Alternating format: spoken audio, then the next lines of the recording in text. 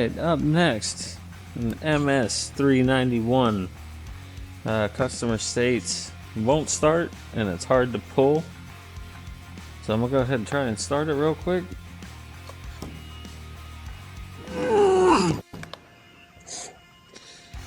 Big time. Big boy problems. Big time problems. This is missing and looks like they've appeared to open it up and look themselves. So, yeah. Oh, there it goes. Golly.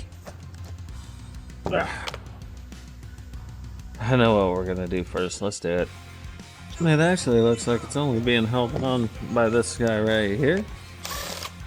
Go ahead and take that. Sure was. Alright. We've got a bunch of liquid up here all the way across through the fins. Let's give it a pull.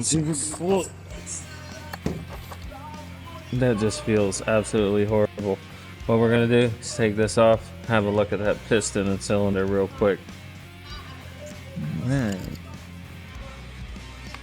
Get that in there. Come on. 1 and 2.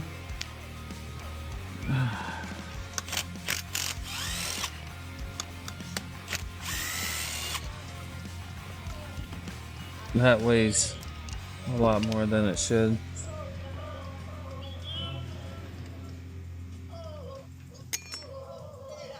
Actually, looks good.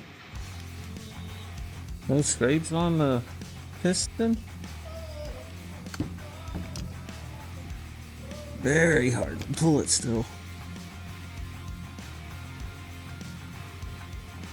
I don't know what I'm looking at, but something looks off in there. Can't pull it. Alright, we're gonna take off the bar chain on this side. See if I can hand turn it over. So maybe something's caught up in here, maybe something's caught up on the other side. Let's go ahead and just strip it down because that actually looks okay. It doesn't look like there's any damage in there to the cylinder or piston. So, spark plug out, take this stuff out, see if we can turn it over by hand. And like I said, this has some weight to it. I hope you can see down in there, but there's liquid in there, and it doesn't smell good. And it looks pretty rough in there on the bottom. A bunch of debris and stuff, so. Alright, we'll go ahead. That is not supposed to be in there. So now I gotta find an Allen head to get that off with. That's awesome. Awesome times. We'll get this side off here. Get this out. Find out what's exactly going on in here. Now, I put a socket on to take out the spark plug by hand, by my fingers. That came off. I didn't even have to use anything to unscrew that. Doesn't look too incredibly bad. Alright, let's get this off.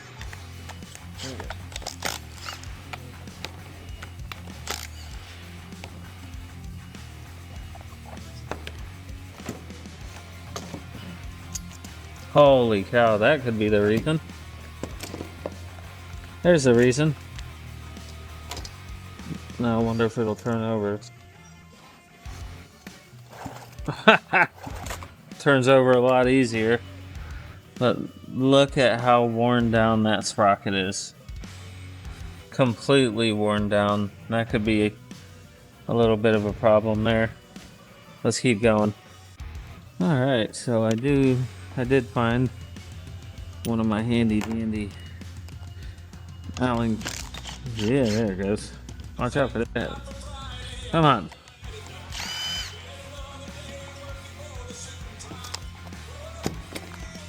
Come on. Come on.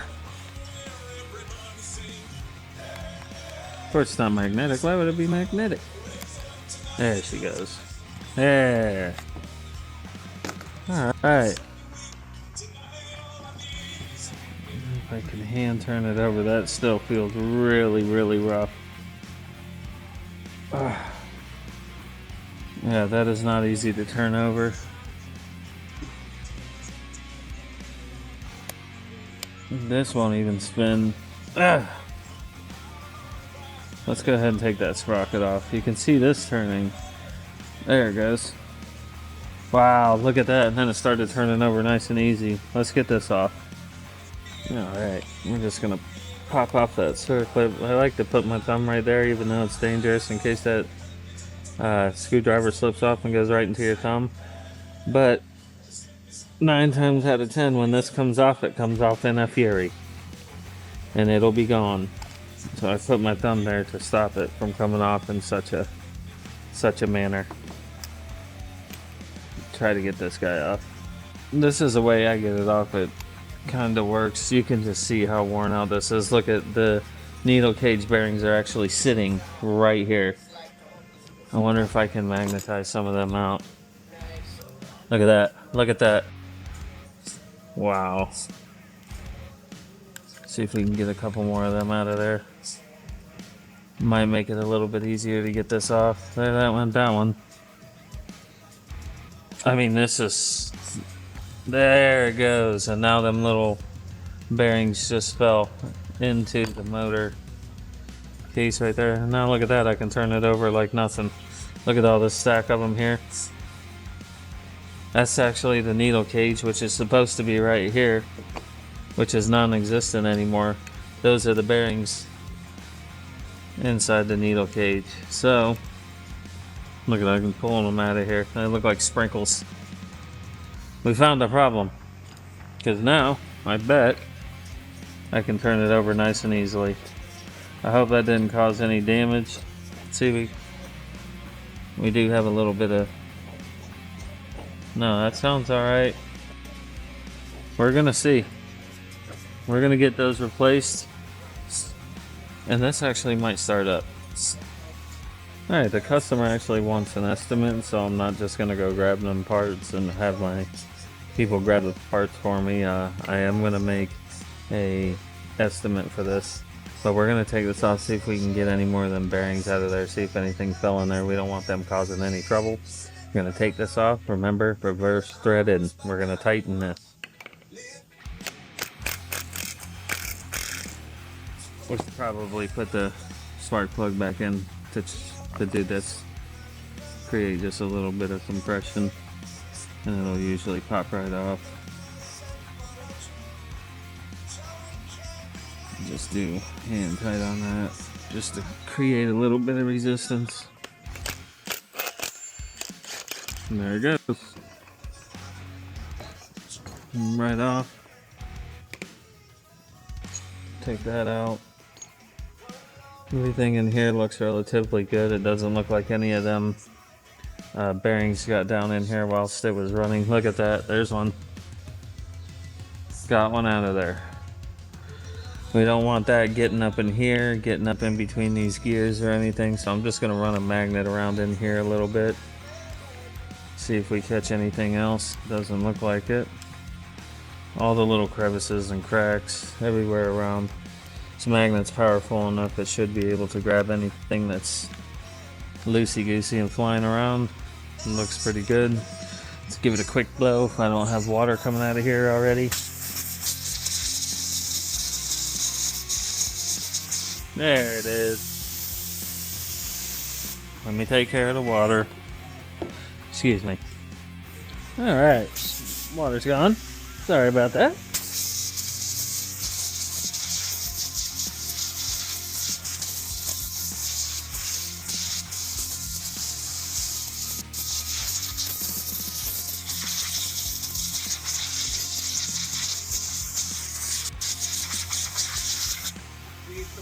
Alright, we're doing that just to make sure, absolutely sure, any of them bearings that came out of there is not in here affecting anything. Chain brake looks good still. Alright, I'm gonna make our estimate. And if you blow this guy out like you saw it got blown out, it just goes right there, just like that. Alright, so let's go ahead. We got all these needles out of there, or bearings out of there, which is good. So what we're just gonna do is get at least these two back on. This says top, it should be up here at the top. Get that back on, loosen it to tighten it. Get it nice and loosey-goosey there. There we go. We'll just hand tighten that. I'll go ahead and put this back on in the circlip just so we don't lose them. Go ahead, throw this guy right back on. I'm gonna blow this out real quick and see if we can get anything to come out of there.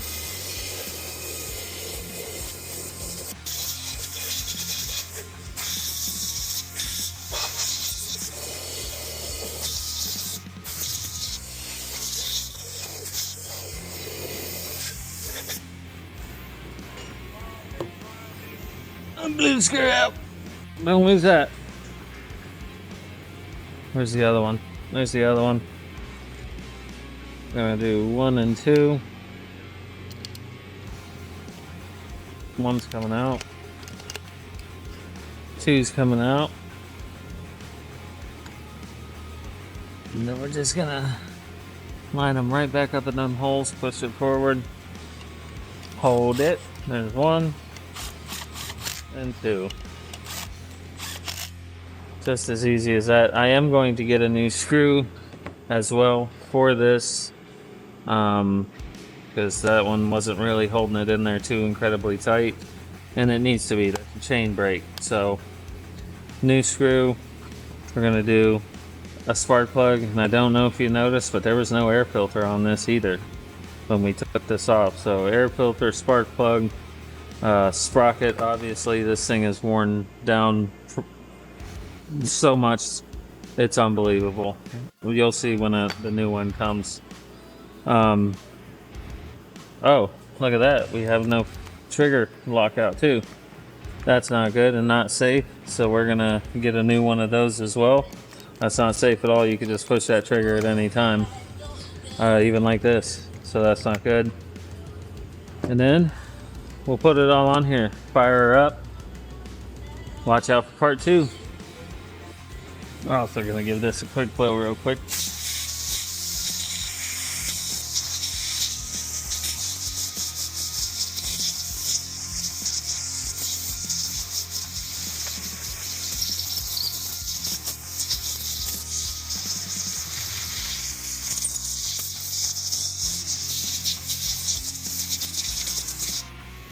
There we go. Clean that out. Now I'm just gonna throw that right back on here and screw the nuts on it so we don't lose any of this. And then I'm just gonna leave the bar and chain off of it, and wait until we get those other parts. Keep this next to it. Put this back on real quick. There it goes, right back on. We'll throw a couple screws in there. I'm also going to recommend a new shroud because, as you can see here, this one's completely gone. It should look like that, and this screw is gone. So this shroud, with that being gone, it'll never sit down properly, rattle.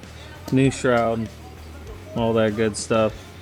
Now this is ready to be put up. Wait for the new parts, and yeah, watch out for part 2. We're on to the next one.